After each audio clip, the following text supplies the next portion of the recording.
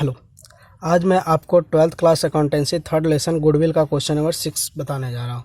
इसमें लिखा है कि the profit of a firm for the last 3 year were as follow, यानी अंतिम 3 साल का जो प्रॉफिट है वो इस प्रकार है। जिसमें 2013 का बताया प्रॉफिट 40,000 रुपया, जिसमें इंक्लूडिंग एंड एबनॉर्मल गेन 5,000 रुपया, यानी 40,000 रुपये के प्रॉफिट में एबनॉर्मल जो गेन है वो 5,000 रुपये क्या है, इंक्लूड है। फिर 2014 में प्रॉफिट बताया है 50,000 रुपये, लेकिन ये क्या बताया, after charging N abnormal loss of 10,000, यानी एबनॉर्मल लॉस को चार्ज करने के बाद का प्रॉफिट 50,000 रुपये है और एबनॉर्मल लॉस का जो अमाउंट है 10,000 रुपये है। फिर बताया 2015 में 45,000 रुपये है, लेकिन यहाँ बताया एक्सक्लूडिंग 5,000 एज इंश्योरेंस प्रीमियम, यानी 45,000 रुपये का जो प्रॉफिट है उसमें एक्सक्लूडिंग है 5,000 रुपया इंश्योरेंस प्रीमियम का ऑन फर्म्स प्रॉपर्टी, यानी फर्म के प्रॉपर्टी का एक इंश्योरेंस था 5,000 रुपये का जो इसमें एक्सक्लूड हुआ है। नाउ टू बी इंश्योर्ड, यानी उसको इंश्योर्ड करने के लिए। फिर बताया calculate the value of firms goodwill on the basis of 2 year purchase, यहाँ पे परचेज ईयर कितना बताया 2 year of average profit for the 3 year, 3 साल का एवरेज प्रॉफिट के आधार पर। तो सबसे पहले तो हमको तीनों साल का प्रॉफिट डिटरमाइन करना होगा कि कितना कितना है। तो लिखते हैं प्रॉफिट फॉर 2000, प्रॉफिट फॉर 2000 कितना हो जाएगा 13, यानी 2013 का प्रॉफिट कितना होता है। तो 2013 का जो प्रॉफिट होगा वो कितना होगा, तो देखिए यहाँ पे कि 2013 में तो प्रॉफिट 40,000 रुपये बताया है, तो हम 40,000 रुपये लिख दें। लेकिन अब यहाँ पर बताया है कि इंक्लूडिंग है एबनॉर्मल गेन। तो एबनॉर्मल गेन का मतलब क्या होता है, यानी एबनॉर्मल का मतलब होता है अनुमानित और गेन का मतलब होता है लाभ या आय, यानी इसमें वैसा आय या इनकम को जोड़ दिया गया है, इंक्लूड कर दिया गया जिसको सिर्फ और सिर्फ हम अनुमान लगाए थे, यानी कल्पना किए थे। एक्चुअली में उस प्रॉफिट हुआ नहीं था वैसा प्रॉफिट, लेकिन हम फिर भी कल्पना कर लिए थे कि इतना रुपया का प्रॉफिट होगा।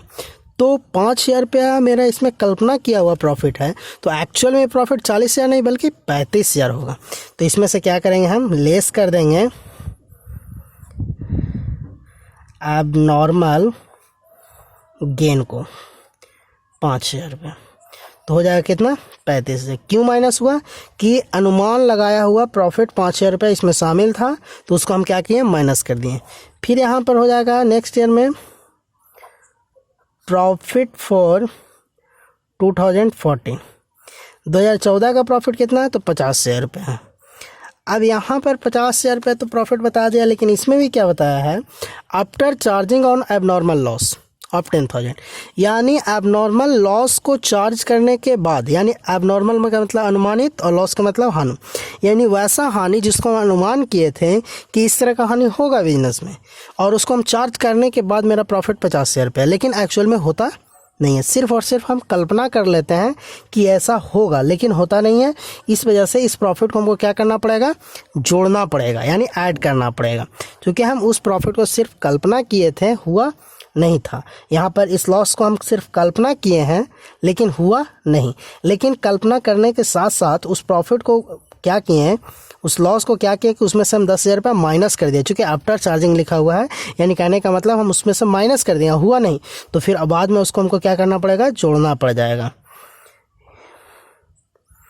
एबनॉर्मल लॉस 10,000 रुपये, तो 10,000 रुपये जब इसमें जोड़ दीजिएगा तो इसका प्रॉफिट कितना हो जाएगा, 60,000 रुपये हो जाएगा।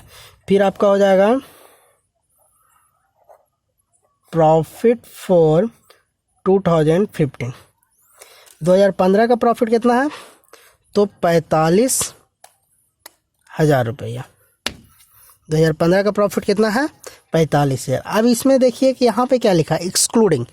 अब यहाँ पे समझिए कि एक्सक्लूडिंग का मतलब क्या है, इंक्लूड मतलब होता है शामिल, एक्सक्लूड मतलब होता है छोड़ना, यानी उसको शामिल नहीं किया गया है।